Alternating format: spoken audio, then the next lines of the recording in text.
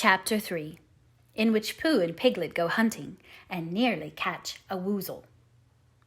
The Piglet lived in a very grand house in the middle of a beech tree, and the beech tree was in the middle of the forest, and the Piglet lived in the middle of the house. Next to his house was a piece of broken board which had Trespassers W on it. When Christopher Robin asked the Piglet what it meant, he said it was his grandfather's name, and had been in the family for a long time. Christopher Robin said, "You couldn't be called Trespassers W." And Piglet said, "Yes, you could, because his grandfather was, and it was short for Trespassers Will, which was short for Trespassers William. And his grandfather had had two names in case he lost one, Trespassers, after an uncle, and William after Trespassers." "I've got two names," said Christopher Robin carelessly. "Well, there you are. That proves it," said Piglet. One fine winter's day, when Piglet was brushing away the snow in front of his house, he happened to look up, and there was Winnie the Pooh. Pooh was walking round and round in a circle, thinking of something else, and when Piglet called to him, he just went on walking. "Hello," said Piglet. "What are you doing?" "Hunting," said Pooh. "Hunting what?" "Tracking something," said Winnie the Pooh very mysteriously. "Tracking what?" said Piglet, coming closer. "That's just what I ask myself. I ask myself, what?" "What do you think you'll answer?" "I shall have to wait until I catch up with it," said Winnie the Pooh. "Now look there." He pointed to the ground in front of him. "What do you see there?" "Tracks," said Piglet. "Paw marks." He gave a little squeak of excitement. "Oh, Pooh, do you think it's a woozle?" "It may be," said Pooh. "Sometimes it is, and sometimes it isn't. You never can tell with paw marks." With these few words he went on tracking, and Piglet, after watching him for a minute or two, ran after him. Winnie the Pooh had come to a sudden stop, and was bending over the tracks in a puzzled sort of way. "What's the matter?" asked Piglet. "It's a very funny thing," said Bear. "But there seems to be two animals now. This, whatever it was, has been joined by another, whatever it is, and the two of them are now proceeding in company. Would you mind coming with me, Piglet, in case they turn out to be hostile animals?"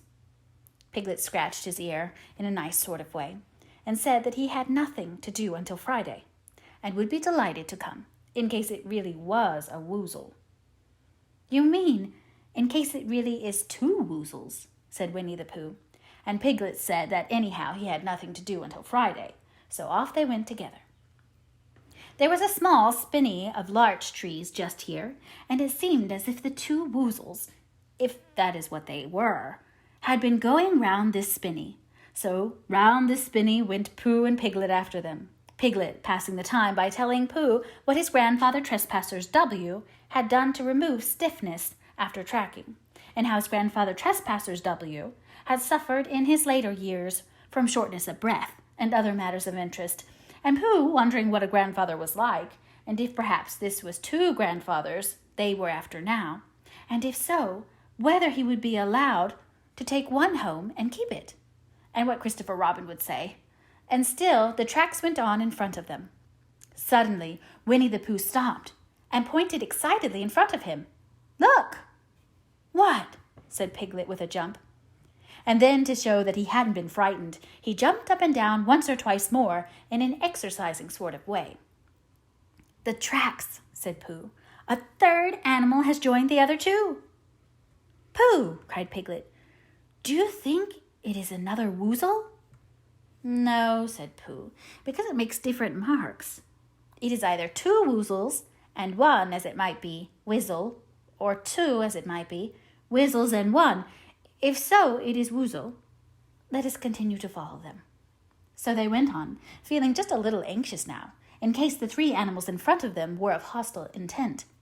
And Piglet wished very much that his grandfather T.W. were there instead of elsewhere, and Pooh thought how nice it would be if they met Christopher Robin, suddenly, but quite accidentally, and only because he liked Christopher Robin so much. And then, All of a sudden, Winnie the Pooh stopped again and licked the tip of his nose in a cooling manner, for he was feeling more hot and anxious than ever in his life before. There were 4 animals in front of them. "Do you see, Piglet? Look at their tracks. 3, as it were, woozles, and 1, as it was, weasel. Another woozle has joined them." And so it seemed to be. There were the tracks crossing over each other here, getting muddled up with each other there, but quite plainly every now and then the tracks of 4 sets of paws. "I think," said Piglet, when he had licked the tip of his nose too, and found that it brought very little comfort, "I think that I have just remembered something. I have just remembered something that I forgot to do yesterday and shan't be able to do tomorrow. So I suppose I really ought to go back and do it now." "We'll do it this afternoon, and I'll come with you," said Pooh. "It isn't the sort of thing you can do in the afternoon," said Piglet quickly. "It's a very particular morning thing that has to be done in the morning, and if possible, between the hours of— What would you say the time is?" "About 12, said Winnie the Pooh, looking at the sun. "Between, as I was saying, the hours of 12 and 12:05, so really, dear old Pooh, if you'll excuse me—" "What's that?" Pooh looked up at the sky, and then as he heard the whistle again, he looked up into the branches of a big oak tree, and then he saw a friend of his. "It's Christopher Robin," he said. "Ah, then you'll be all right," said Piglet. "You'll be quite safe with him. Goodbye," and he trotted off home as quickly as he could, very glad to be out of all danger again. Christopher Robin came slowly down his tree. "Silly old bear," he said. "What were you doing? First you went round the spinney twice by yourself, and then Piglet ran after you, and you went round again together, and then you were just going round a 4th time." "Wait a moment," said Winnie the Pooh, holding up his paw. He sat down and thought, in the most thoughtful way he could think.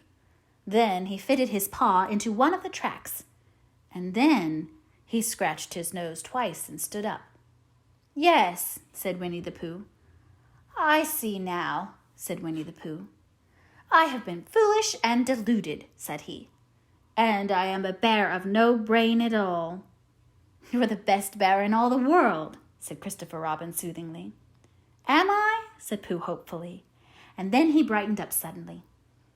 "Anyhow," he said, "it is nearly luncheon time." So he went home for it.